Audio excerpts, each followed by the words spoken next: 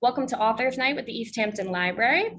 This event is generously sponsored by CIBC Private Wealth Management, the Hilaria and Alec Baldwin Foundation, Patty Kenner, Barbara and Stephen Heyman, Michelle Tortorelli and Tom Kearns, and Janet C. Ross. We are pleased today to present David Blight, being interviewed by Douglas Brinkley. At the end of this interview, there will be a Q&A. So just, you can type your questions throughout if you want, but they will be answered at the end at the little Q&A box at the bottom of your screen. So feel free to start typing those in the chat window at the bottom. And thank you so much for joining us. And just, I hope you all enjoy the discussion. Thank you.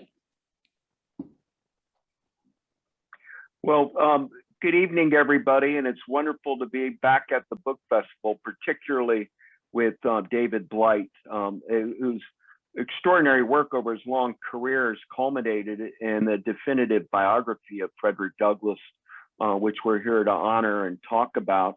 And David, I wanted to begin by, I saw you once at a march with John Lewis in Alabama, and I'm just wondering what's the linkage in your mind from Frederick Douglass to John Lewis? That continuum in American history, what's that all about? Sure. Well, first of all, Doug, thanks for doing this. This is actually quite a thrill to be on with you. And ladies and gentlemen out there, we've ceased talking about our beloved Detroit Tigers, and we will not do it again. The link to John Lewis and the link to the civil rights era is fascinating, actually. Douglass was never forgotten in African-American circles, in African-American culture, in poetry, in painting, and a host of other ways, right on through the 20th century. Although his great first narrative, the most famous of the slave narratives, fell out of print for nearly a century. But he never fell out of a certain resonance in Black communities and in Black culture. I think what the civil rights movement could draw on with Douglass, and certainly many other previous activists, and indeed the whole abolition movement, was just this idea of activism against power. And if they knew Douglass at all, and John Lewis certainly did eventually, they knew they were talking about somebody who had both endured slavery, fought a 20-year crusade, of his adult life against slavery, lived to be at the center or near the centers of power as slavery was destroyed, and then had to live with all the consequences of that, the memory of that, and indeed lived long enough to see most of those victories rooted in emancipation and the Civil War nearly all betrayed. So over time, I can't say this for certain about John Lewis, but over time, John Lewis, being such a student of history, as we both know, would have probably understood that, like himself, like John, living this long trajectory of a life, John Lewis too had lived to be part of that movement. He had lived in segregation. He had seen the brutalities of segregation. He came of age in this segregated world. He fought it as a young man. He fought it as an early adult. He eventually gets himself inside the halls of power, congressman. Douglas never was an elected official, but he did become a kind of political insider. And yet John Lewis also lived long enough to see those victories, not necessarily all betrayed, but now, of course, opposed over and over by the Supreme Court decision, in the Holder case, by all the voter suppression of the last 20 years. And people kept saying, in John Lewis's last year or two, that he must have a broken heart over Trumpism and a broken heart over all the voter suppression. But I don't think they knew John Lewis if they really believed he had a broken heart, because John Lewis was he just exuded that sense of never give up, never give up, never give up on what you know is a righteous cause. That also was Douglas. And in Douglas's case, The never give up was biblical in similar ways to John Lewis, but it was also his faith for a 19th century man in the natural rights tradition, in the idea that certain rights were from nature and from God, and that whatever happened, they could not be destroyed. So, and I've been asked many times, did Douglas die of a broken heart in 1895, so to speak? By then, the crisis over lynching, the beginnings of the Jim Crow system are everywhere to be seen. And the answer is no, he didn't die. I mean, he was angry, as is evidenced by his last great speech, which is on lynching.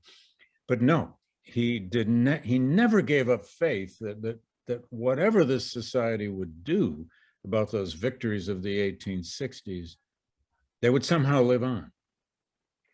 And they did. Yeah, absolutely have. And I was wondering, tell me, there have been so much written about the childhood of Frederick Douglass, but you pioneered with your research. Tell people that are tuning in with us, about the rise of Frederick Douglass and what his childhood was like. Sure. Well, indeed, if Americans know Douglass, or they've grown up perhaps reading about him a little bit at least, it is that younger Douglass that people may know, because it's the Douglass of his first narrative, the book he published, short book, in 1845, where he tells the story of his slave youth. He was 20 years a slave. He is born out on the Eastern Shore in a backwater of the American slave system. He's born he's born nobody, virtually nowhere. He was born probably in his grandmother, Betsy Bailey's cabin along a little horseshoe bend in the Tuckahoe River in 1818. He spends about 6-7 years, actually, of his early childhood living either there in this farm situation or at the Wye House Plantation, which is this big, beautiful plantation house, which is still there. And then he's shipped to Baltimore. And that's crucial because of his 20 years as a slave. Douglass spent 9 of those 20 years in Baltimore, 11 of those years out on the Eastern Shore, where he will become everything from a child slave to a field hand. But in Baltimore, he was, of course, an urban slave. He lived in a city. He worked in the docks. He learned maritime trades like caulking and others. He learned to work with his hands. And he was part of an urban Black community, most of which was free and not slave. And the year Douglass escapes in 1838, there were about 3,000 slaves in Baltimore, legal slaves. He was one of them. But there were about 17,000 free Blacks. It had a very large free Black community. And they lived, circumscribed lives, of course, legally and politically. But they had a vibrant community, churches, debating societies, social clubs, etc. He attended 4 different churches while he was a teenage slave in Baltimore. He made all kinds of friendships, and he met the woman he would eventually marry after he escaped. And in that Baltimore community also, though, he began to see some visions of an outside world. Baltimore was a big maritime port. I mean, it was a big, serious seaport. They built the clipper ships there. And he worked in those shipyards. And his imagination soared. And it's Baltimore also where he cultivated his literacy. He very seriously cultivated his literacy, which of course will be his principal weapon and tool the rest of his life. But he's the first 20 years of his life, he's a slave. And he escapes by a very cunning, courageous plot in August of 1838. Took about 38 hours by 3 trains and 3 boats or steamboats to get to New York City. And from that point on, he becomes, not at first, he doesn't become an abolitionist right away by any means. For the first 3 years, he's free he's a man trying to make a family. They're having children. He lived in New Bedford, Massachusetts. He worked, and there again, he lived in a very important maritime port. This was the whaling capital, that in Nantucket, of the United States. He carried whale oil casks. He worked in foundries. He worked with his hands until he was discovered one day preaching at the little black church, little AME Zion Church in New Bedford, by some Garrisonian abolitionists who invited him out to Nantucket to an anti-slavery convention. And it was there that he was, in effect, discovered as this very young, he's only 23, but very talented orator who could get up and he could preach. He could preach from a biblical text because he'd already practiced that, but he could also just tell stories. He was a great storyteller even at that age. He's not a fully cultivated orator yet. That will come, though. So his early life is enslavement and escape from enslavement. And then this inspiration he takes from discovering that there is this widening, growing anti-slavery crusade going on in the North, and especially in a state like Massachusetts. Well, you did such a nice job of talking about Baltimore, but tell us about, since we're at a book festival, about literacy, because we do think of Frederick Douglass with the narrative, and we think of him as this extraordinary writer. How does somebody come up from slavery and suddenly become as literate as Douglass did at a fairly early age? Yeah, well, he had some lucky breaks, to say the least, but he also took to his breaks. He's first taught his literacy by a white mistress in Baltimore when he's only 7 years old, 7 and 8. And for about a year and a half, she taught him the alphabet, taught him to read out loud with him from the Bible and probably some other text or newspapers. His master at that point in Baltimore, who was the brother of his owner, forbade him to learn any more literacy, although once that genie was out of the bottle, no one was ever going to put it back. But then he starts hanging out with little children, 10-year-old boys, 11-year-old boys, white kids in the streets of Baltimore. He called them the street urchins. And these kids became his playmates, his friends. As he put it, they weren't old enough yet to learn their racism. They thought this little brown kid was a pretty cool kid. And from them, he got his hands on, or he learned about, a school reader, a book called The Columbian Orator. And I mention this because it is truly important in the growth of his literacy. Those boys in the streets were carrying that book because it was their principal reader in their schoolrooms. And it was the second best-selling book for school children in America next to the McGuffey Reader. It went through some 28 editions over 50-some years. And Douglass went, when he was about 11, to a bookstore in Fells Point in Baltimore and bartered basically for his own copy. And indeed, by the time he was 11 and 12, he had his own copy of this reader. Now, the reason that book was so important is not only that could he read it, it was a collection compiled in 1797 by a Connecticut teacher writer named Caleb Bingham. It was a collection of oratory over the ages. Some of them were from classical antiquity, the Greeks and the Romans especially. Cicero is in it, Demosthenes is in it, etc. But primarily it was a collection of oratory from the Enlightenment, the British and American Enlightenment. And also in this book, this guy Caleb Bingham invented about 6 dialogues for children. And indeed, one of the dialogues was where a slave convinces his master to free him. Not a likely event, but there it is in a story for young people. Douglass took to this book because of these speeches, but primarily, I'm convinced, he took to it because of the opening introduction. The first 20 pages of Caleb Bingham's Columbian Orator is a kind of a how-to guide about oratory. It tells the reader how to modulate your voice, how to start slow and low and work toward, cadences and then cacophonies. it talks about how to position yourself physically. You can just see this kid, practicing it, what to do with your shoulders and so on, your neck.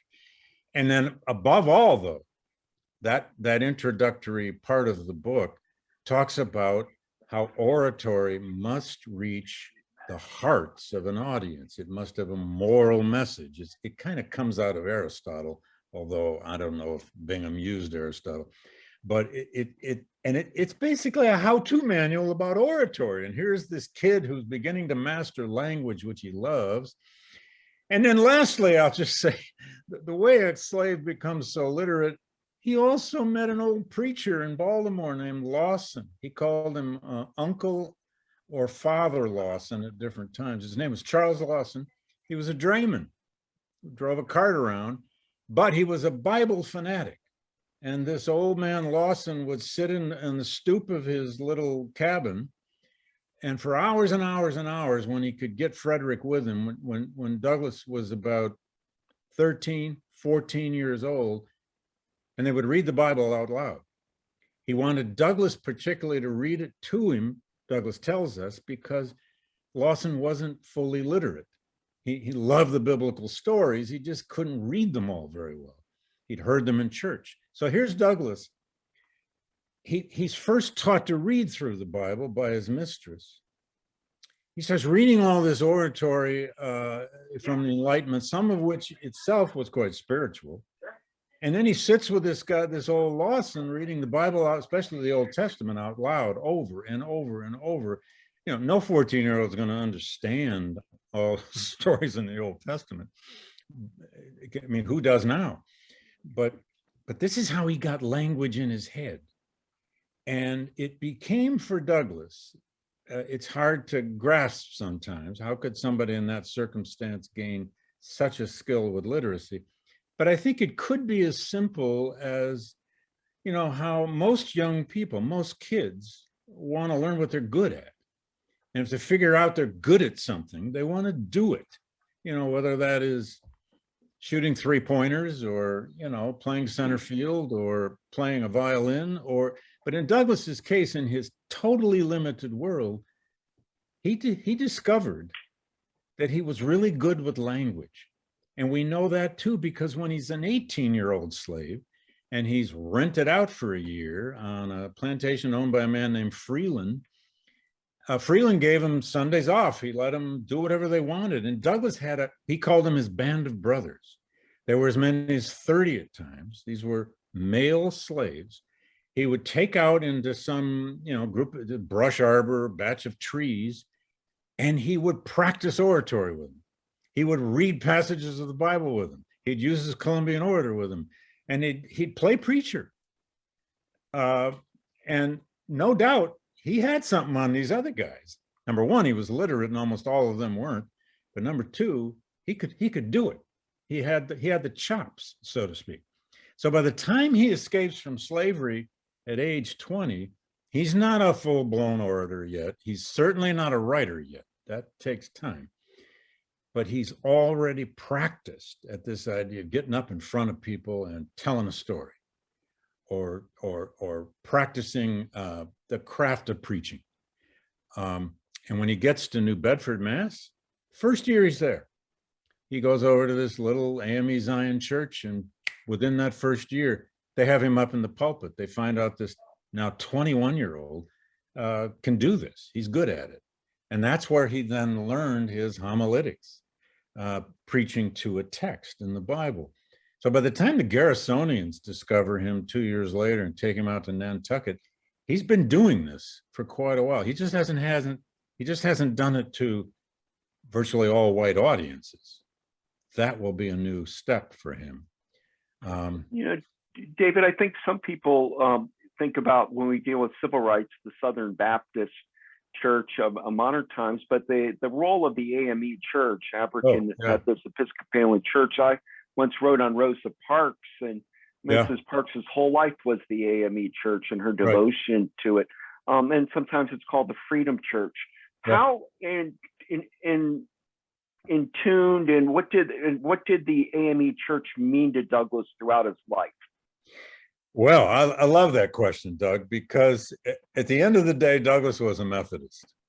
Now, Protestants may have some sense of what that actually means. Today, it means perhaps one thing, then it meant another. But if you're a Black Methodist in the 19th century, it usually meant the AME Church, the African Methodist Episcopal. And then there was a wing of it called the AME Zion Church, which was supposedly a bit more evangelical, although I'm not so sure of that. His sensibilities, his assumptions about theology, about God, and so forth, were very Protestant. And I say that in part because it comes out in him later in a certain degree of anti-Catholicism, which I found more evidence of than I expected. But the AME Church was also, of course, a great community institution. It was an institution of fellowship, of power and politics. And at one point, I don't know if I actually said this in the book, but in the northern states, at least, I doubt there was an AME church in America that he didn't at some point speak in. I mean, in his endless, ubiquitous lecture tours, which go on throughout his life for over 50 years, he's an itinerant orator.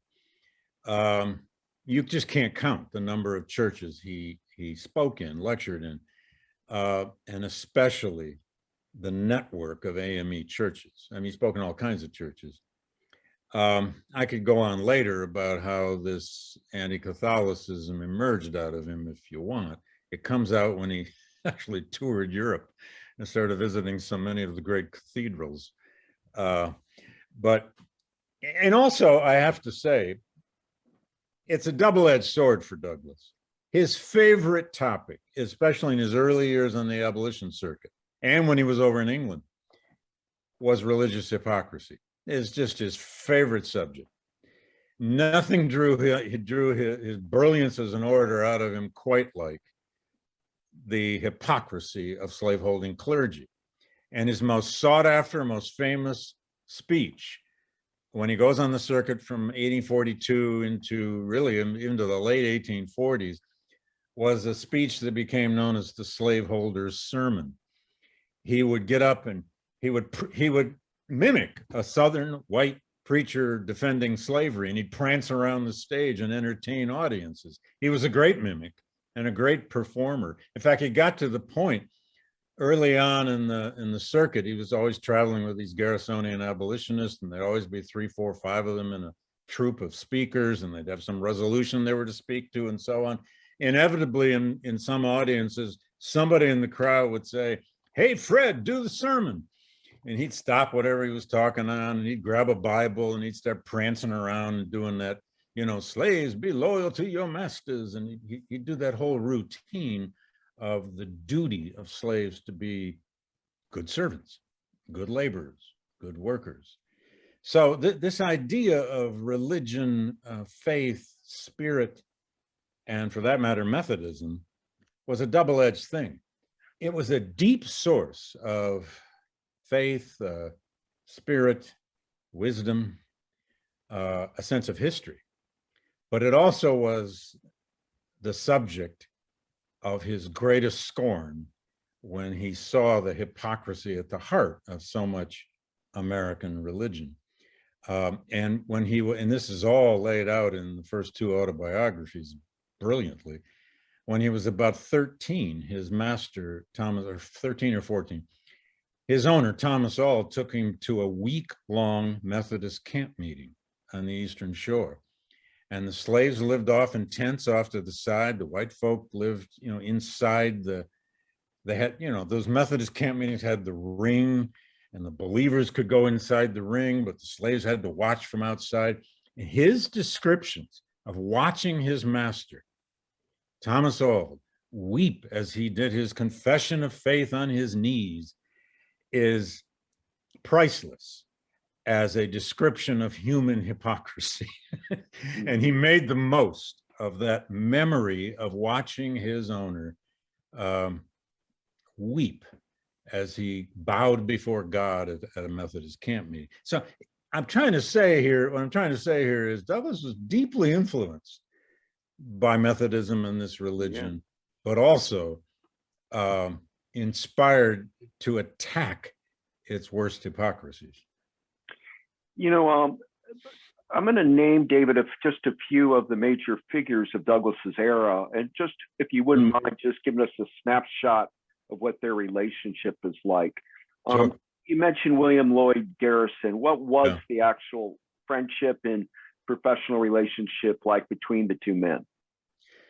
Well, thanks for that, because it's huge. I'll keep it brief.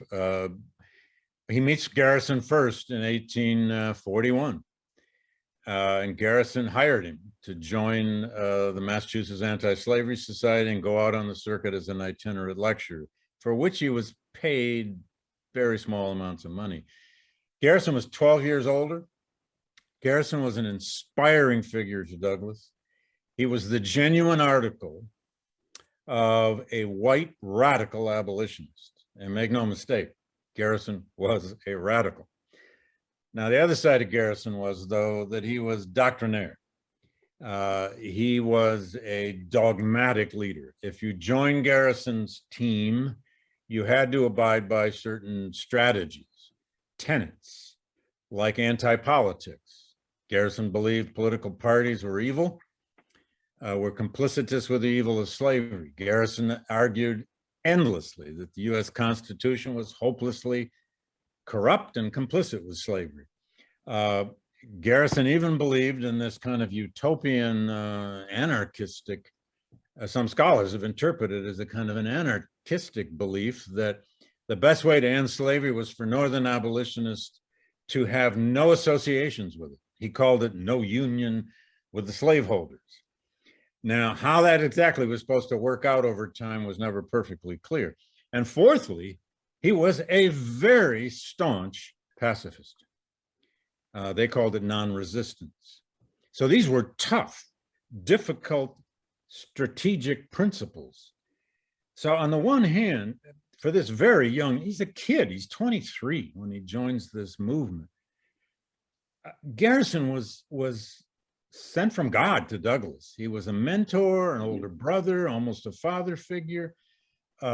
He gave Douglas a way into this movement that he could never have managed on his own. And he learned so much from Garrison.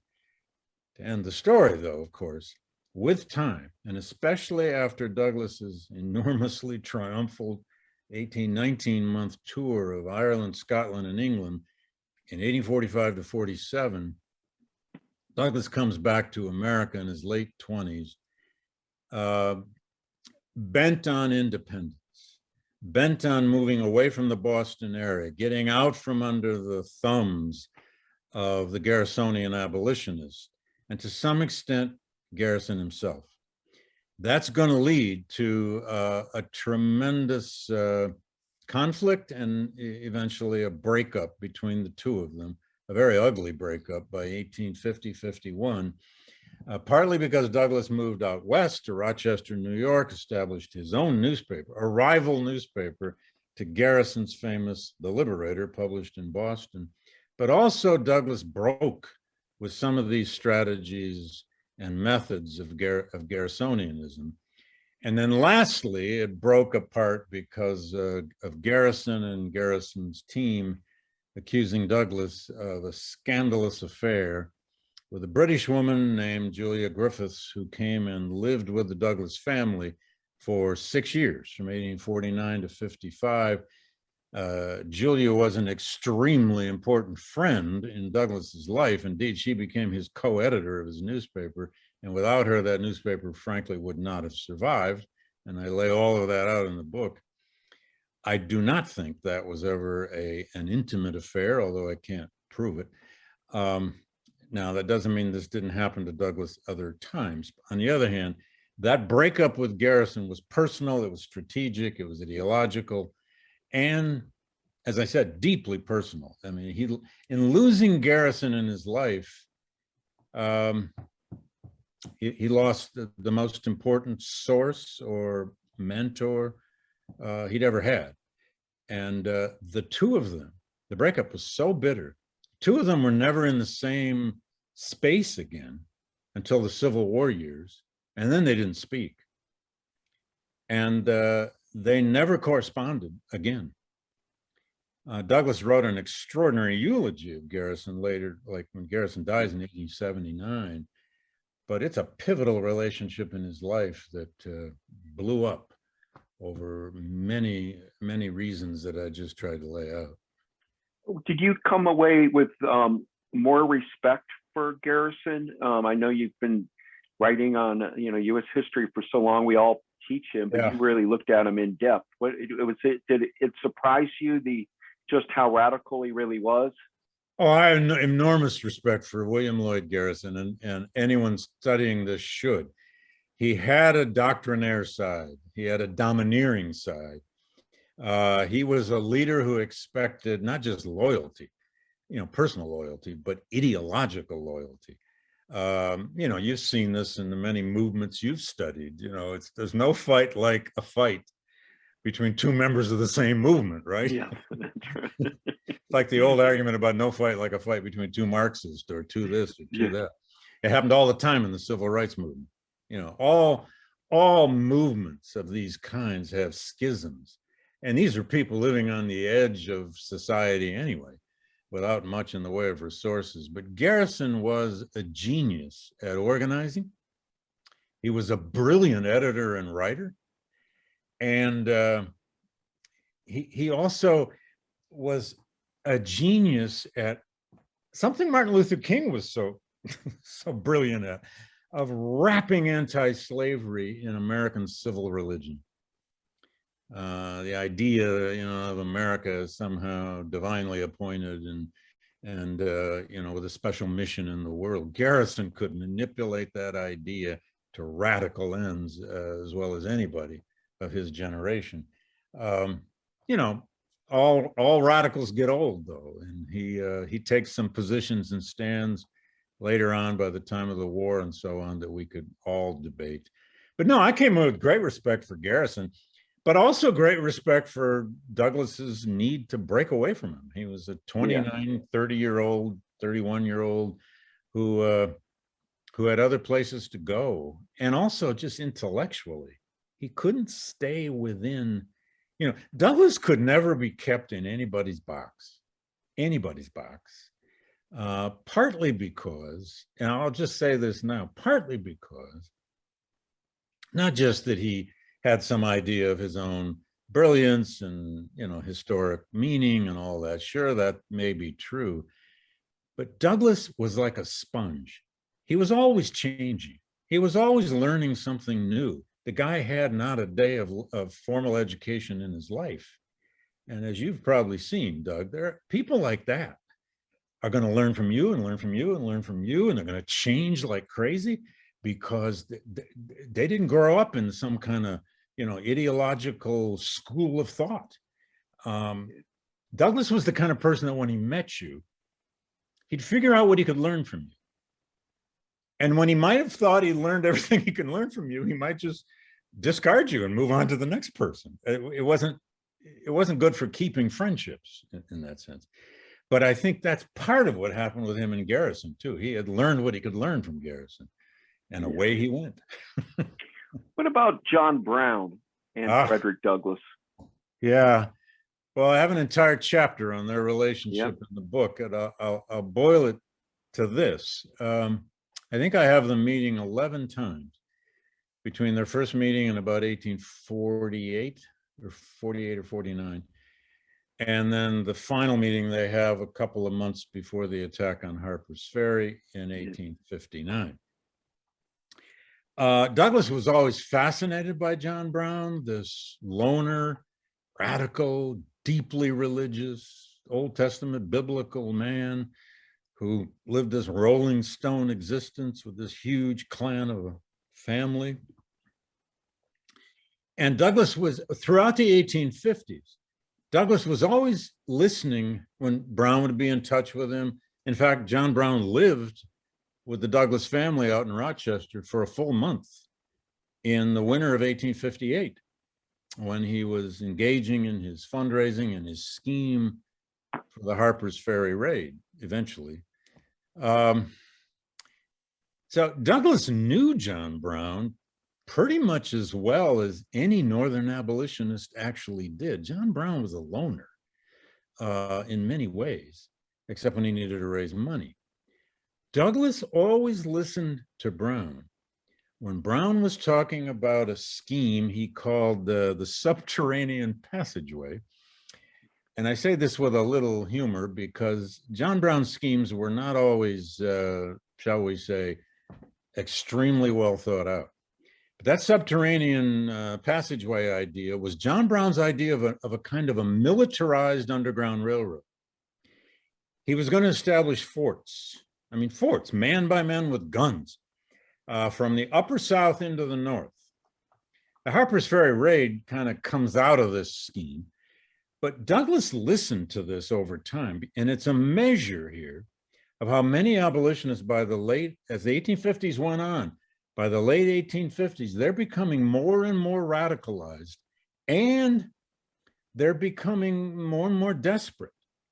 Douglas begins not only to listen to the possibilities of the uses of violence, he advocates it at times.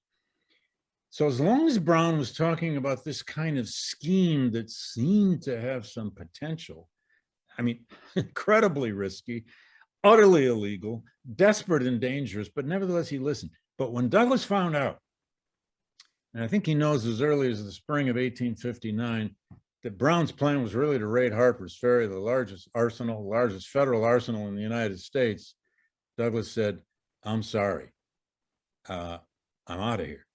Now, they did meet a final time down in Chambersburg, Pennsylvania in August 59, about 2 months before the raid, where Douglas attempted to talk Brown out of it. Brown attempted to talk Douglas into joining him. And had Douglas joined John Brown, we probably wouldn't be having this conversation. Douglas would have been captured, probably hanged with Brown. Can't know for sure, but by God, if they hung Brown, they surely would have hung this Black abolitionist. But I'll say one last thing, though. Douglas was brilliant at using martyrdom. And it's John Brown's martyrdom and Abraham Lincoln's martyrdom that he used so effectively. Douglas famously said over and over, John Brown was far more valuable hanging on the gallows than he had ever been alive. Douglas knew the uses of martyrdom, and he eventually made John Brown into this lasting kind of symbol of the necessity of destroying slavery. But that event is huge in Douglas's life because it forced him to escape to Canada. It forced him to escape out the St. Lawrence Seaway in late 1859 on to England, where he will spend nearly 7 months, only returning in the spring of 1860 when the news came of the death of his 11-year-old daughter. When Douglas had to leave the country in the wake of Brown's raid, it was because they had found a whole stash of letters in John Brown's trunk from Frederick Douglass. By any definition, Douglas was an unindicted co-conspirator. He'd have been indicted if they could have captured him, and they were trying to capture him before he fled out to Canada. It's a long story, but I have an entire chapter on that relationship because it's crucial in Douglas's life, and it's a crucial turning point in the life of his whole family when the Harper's Ferry raid occurs and Douglas has to flee the country. I only have a couple minutes where they're turning it over to Q&A. It's that I'm sure everybody at East Hampton Library is enthralled by all of this. I wanted to ask about your T-shirt for the National Underground Railroad, and because I think it's important, and I'm so pleased you're wearing it. What is the National Underground Railroad? Should people go visit it? What do they do there? Oh, sure. Well, I collect T-shirts, and so I just happened to put this one on today. The National Underground Railroad Freedom Center is the museum in Cincinnati, right on the Ohio River, between the two big stadiums, that was created in the 1990s, opened in the early aughts. I was a consultant on it back for years and years among a whole group of historians. It's a museum dedicated to the story of slavery and the Underground Railroad, and to all sorts of legacies of slavery, the Civil War, and emancipation. The Underground Railroad Freedom Center has done a lot of work with all kinds of social justice issues in our own time, including the problem of human trafficking and modern slavery. I still have close relationships there with John Pepper and the people who created it. So that's where this particular T-shirt comes from. Yeah, so if you're in the Midwest, anybody ever, or if you're ever in Cincinnati, you can go to the Freedom Center in the day and do a Reds game at night, because it's right next door, which I have done myself at least twice. Oh, have you done that? Oh, good. I know. Well, that gets back to baseball again, where we started. Inevitably, But yeah. inevitably, when you won your Pulitzer Prize, where were you, and how did you find out about it? Oh God. Well, you don't forget, do you?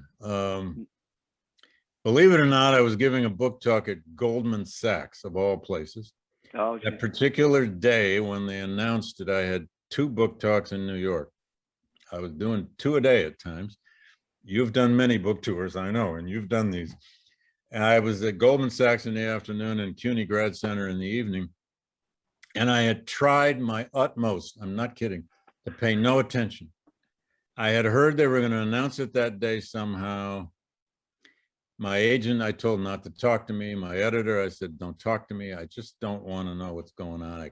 But the way I found out, I'm sitting in effect, the green room at Goldman Sachs before going into their auditorium to speak to like 150 of their employees who once a month come downstairs and go to a book talk. Which yeah, I did one of those once. Yeah, there. that's a great. I mean, these are smart people who read books, and they take an hour off and they go to a book talk. I'm sitting there in the green room. It's 20 minutes before I'm going on, and this woman comes running in. She's looking at her phone. She says, "You just won the Pulitzer." That's how I found out. Within a minute, my editor, my agent, and so on were all calling me, but that's how I learned. Well, it was richly deserved. It's a brilliant book, and you brought Frederick Douglass back into our lives in a way that really is remarkable. Everybody has recommended this book or reading it. It's Barack Obama's favorite book, and Bill Clinton, and Oprah Winfrey, and on and on. So you really did an amazing job. It was I think of it as a gift to the world, but particularly to America at the right time. And I'm turning it over now. You've written a few of those yourself. I try, but geez, with the Frederick Douglass is just masterful. And let me turn it over now to the East Hampton Library, because we have people that would like to ask questions. Absolutely. David Douglas, thank you so much for that wonderful discussion so far. It's been fabulous. Thank you so much. So I would also just like to remind everyone that, if you haven't put your question in the Q&A, now would be the time. So feel free to get that in if you haven't done so. Okay, so just reading this first question, David, what were the most significant aspects of Frederick Douglass's wide-ranging gifts, activism, clarity, bravery, oratory that were applied to the transformation of Lincoln's racist tendencies to his announcement of the Emancipation Proclamation? Well, okay. I love that question. The idea of Douglas's influence on Lincoln, I take it, is the essence of that question. And I wish I could tell you that the influence was tremendous, that Lincoln read enough of Douglas's speeches and autobiography to just make up his mind to get serious about the Emancipation Proclamation. But that's actually not true. Lincoln knew about Douglas for sure. Douglas became aware of Lincoln first during the Lincoln-Douglas debates. That's the other Douglas, Stephen Douglas, in Illinois in 1858, which is when most of the country learned about Abraham Lincoln. But his relationship with Lincoln, or his attitudes toward Lincoln, were mixed, to say the least, in the 1860 election and into the first year to a year and a half of the Civil War in 61 and 62. Douglas supported the Republican Party. In fact, he was thrilled that this new anti-slavery political force was on the scene. but wasn't at all sure whether he could trust their anti-slavery tendencies, their abolitionism. So to make a long story short, during the first year of the war, well into 62, Douglas was a ferocious critic of Lincoln's, especially the policy practiced by the Lincoln administration and the Army to try to return fugitive slaves to the South, or to return fugitive slaves to their former owners, which was the stated policy of the Union war effort through the winter of 61, 62 into the spring. However, things began to change a lot in the spring of 62, summer 62, with certain enactments, not least of which was the Second Confiscation Act. But also Lincoln was beginning to take some steps, some of which the world knew about and some of which they did not know about. Douglas's attitudes toward Abraham Lincoln will begin to change markedly with the preliminary Emancipation Proclamation of September 1862.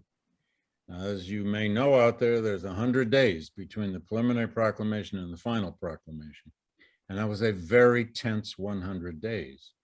Would it really happen? Would Lincoln really sign it? Would the South actually put down its arms and come back? No one really expected that. And then Lincoln's own rhetoric by December of 62 was mixed. He was still supporting, and this is one of the issues that so animated Douglas's criticism of Lincoln. Lincoln was still supporting the idea of colonization. By late 62, that's the idea that if Black people are freed in America, they should be relocated out of the country, relocated to, back to Africa, to the Caribbean, or somewhere else. And the Lincoln administration had engaged in all kinds of machinations to try to set up schemes of colonization. Indeed, in the early fall of 62, actually late summer, early fall, they tried to recruit none other than Frederick Douglass to be their colonization czar, so to speak, to run the colonization plans. And if any of you want to read one of the most biting pieces of Douglas's rhetoric, and he wrote millions of words that are biting, read his, and this is all published now, it's in the papers, it's published, you can pull it up online. Read the letter that Frederick Douglass writes to Montgomery Blair, the Secretary of the Interior, when Blair tried to recruit Douglass to run their colonization schemes by September and October of 1862. He wrote a long missive basically telling them what they could do with that request, but also essentially saying that to ask African Americans to be removed from the United States if freed was even worse than denying them their birthright. And especially to do it on the eve of what was now the possibility of emancipation was, to Douglas, a kind of ultimate betrayal. Now, last point. Douglas's tune on Lincoln will really change with that final proclamation in January of 1863. Because the final proclamation, of course, freed all the slaves in the states in rebellion, but there was no colonization, none, in the final proclamation. And the final proclamation authorized, indeed ordered, the recruitment of Black soldiers into the Union Army and Navy. And Douglas did what he always did in the wake of the proclamation. He went to his desk, he wrote a new speech, and he took that speech on the road. And the title of it was The Proclamation and the Negro Army. And it is a barn burner. He gave it all over the North throughout the winter, spring, and summer of 1863 as he began to recruit Black soldiers. That relationship with Lincoln will stay positive but turbulent throughout the rest of the war. They will meet 3 times.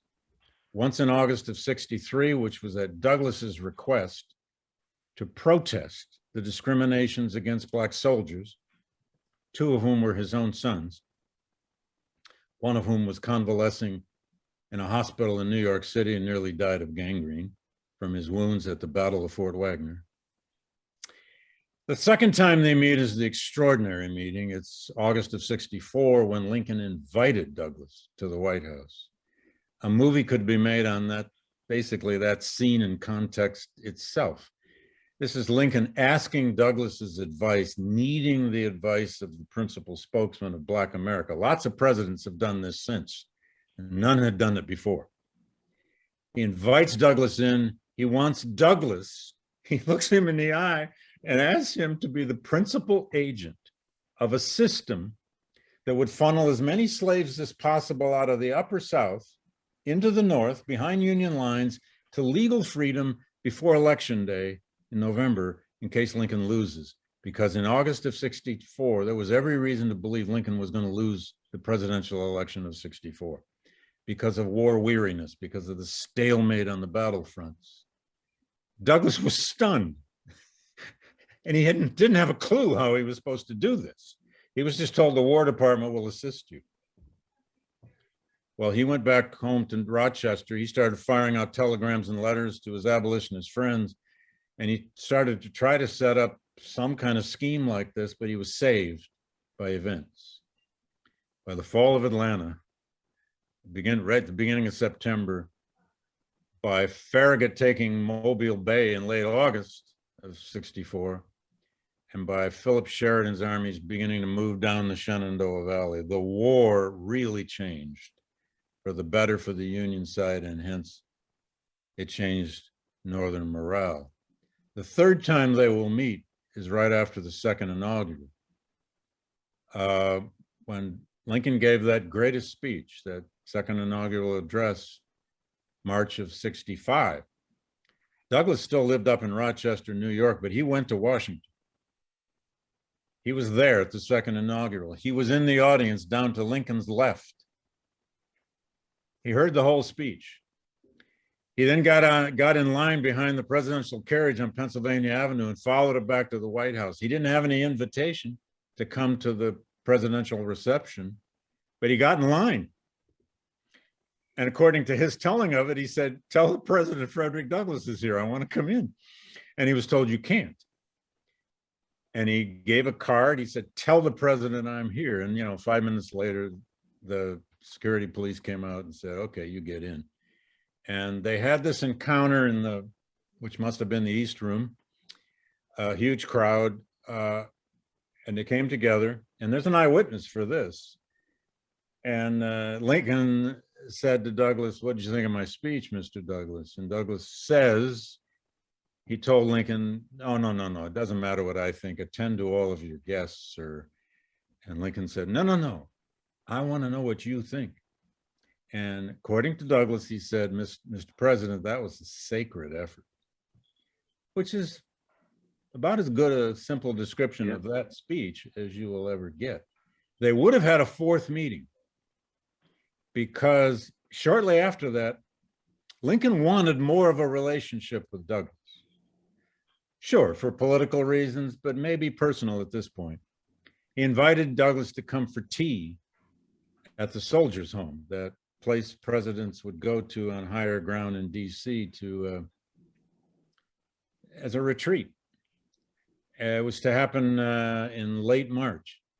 And Douglas couldn't go. He had to turn it down because he was on the road giving speeches, and always regretted that he didn't say yes, because the assassination comes only a week or so later. So again, that's a long version, but their relationship was distant. I would never claim Lincoln couldn't have done this without Douglas. That just doesn't hold up. But they had quite a relationship if you look at their language, you look at their rhetoric. You look at the way they used metaphors. They're birds of a feather when it came to that. And by the end of the war, they'd started at very different places, but by the end of the war, it was almost as though they were speaking from the same script. Well, thank you so much. Moving on to the next one, it is also about Lincoln. So if you feel like you've already answered this before, we can move on to the next one. But it says, could you talk about Douglas's early fraught relationship to Lincoln? Over time, did he change Lincoln's early opinion of African Americans' inferiority? I think I did answer that. Okay, yeah. I'm not sure we know that he changed. What we do know is that Lincoln changed his views. Lincoln changed during the war years. Did he become a flaming radical? No. He never was. But he became arguably the most important anti-slavery person in the United States as commander-in-chief of those armies and as the author of that proclamation. And no one should ever, despite its limited language and its legalism, no one should ever underestimate the significance historically of the proclamation itself. There were thousands and thousands of slaves who were freed by the authority of the Emancipation Proclamation who would never have otherwise been freed during the war. Now, just like John Brown, once Lincoln was assassinated, it's a whole different story, and I deal with it in the book. Douglas created at least 3 different Lincolns in different kinds of eulogies over time, depending on the timing, depending on where, depending on the audience. He created essentially 3 different Lincolns over time, which is what everybody does with Lincoln, right? Yeah, at least 3. Yeah, right. Get right with Lincoln. That's how many are there? Oh, a whole bunch. Thank you so much. We have one last question here. It says, David, would you shed some light on Anna's illiteracy and the huge dependence his family had on him? Wow. Yeah. I'll try to keep this short, but Anna Murray Douglas, Douglas's first wife of 44 years, is a huge person and personality in Douglas's life and certainly with his family. Well, first of all, they had 5 children. 4 will live to adulthood. The 5th, Annie, died at age 11 of diphtheria. Anna's namesake, a terrible tragedy in that family. Anna remained illiterate all of her life, by and large. She was very good with numbers. She kept bank books. She kept their bank records to a degree. He didn't keep the account books that he keeps later in life. His sons did that. But Anna was a very domestic woman. And in the 19th century, this is not uncommon. Now, what's so paradoxical about this, and sometimes difficult for people to grasp, and I understand that, is that eventually the most famous African-American man of letters, intellectual, this hugely productive and important writer, artist, is married to a woman with whom he, by and large, could never share that aspect of his life. Anna made their home. Anna was famous for her huge garden up in Rochester, and even the smaller garden they had in DC. She was beloved by her children, although happily, 3 of the 4 surviving adult children left reminiscences of their mother. 2 of them are in the Evans collection that I got access to, the Walter Evans private collection in Savannah, which made this book possible.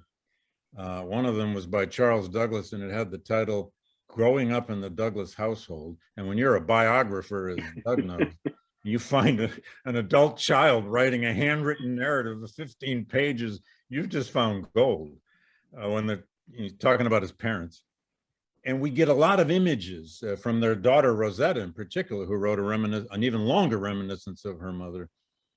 We get a lot of images of a woman who was formidable, stern, a temperance woman, no booze in her house, by and large, no booze in her house, and who hated social gatherings.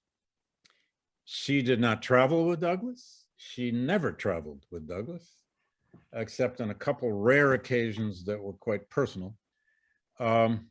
She made their home in 4 or 5 different locations over time. She will die in 1882 after long-term illnesses, and then after having a series of strokes. How Anna endured her life with this itinerant, wandering orator, intellectual, editor, writer, who when he was home must have spent most of his time at his desk, is not clear to us. except that we have to understand, this is one of those times when that famous saying, the past is a foreign country, they did things differently then.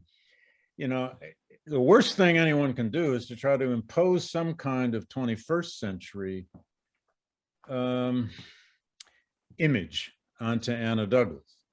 I've heard the argument more than once that she must have remained illiterate as a form of resistance to Douglas. And that sounds like nonsense to me. She probably remained illiterate because she simply couldn't grasp it. And it wasn't because no one tried. They did. They hired tutors. Douglas tutored her daughter tutored her, Julia Griffiths tutored her. Maybe she was dyslexic. We don't know why. What we do know is he could never write to her directly. He would often write to his children and say, tell mother this, tell mother that, how is mother, ask mother this, ask mother that. When Anna died, though, Douglas went to pieces. He really did fall apart. He had what I think, or I'm guessing, was the second major breakdown in his life. He wandered off to Maine, Poland Springs, Maine, where we get all those water bottles now. They had a resort there, a resort hotel. There's also one letter that implies that he actually boarded for a while with a farmer, but he went up there for about 2 months all by himself, and thankfully wrote a bunch of letters to his daughter, which are priceless, about the meaning of their family, the meaning of Anna, and the meaning of life. But of course, he's going to remarry rather rapidly, about 15 months after Anna died. And I'm going to have to stop on this because this is an even longer story.